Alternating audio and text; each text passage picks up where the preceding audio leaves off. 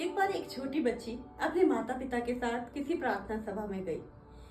जब वो वापस आई ना, उसने अपने माता पिता से कहा कि मुझे बिल्कुल भी मजा नहीं आया। वहां पर सब आंटियां आपस में बातें कर रही थी, वो लोग प्रार्थना तो कर नहीं रहे थे।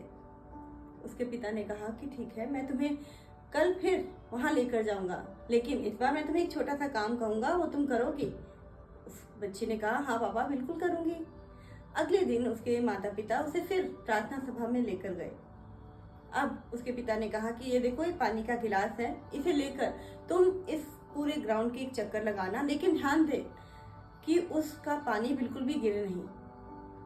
उसने कहा बिल्कुल ठीक। तो वो लोग प्रार्थना सभा में खड़े थे, प्रार्थना चल रही थी और वह बच्ची उसी ग्राउंड के आसपास चक्कर लगा रही थी। बाद में वह बच्ची वापस आई तो उसके पिता ने कहा कि पानी गिरा? उसने कहा नहीं, बिल्कुल नहीं। तो पिता ने पूछा कि अब बताओ, आज कितनी आंटियां आपस में बातें कर रही थी?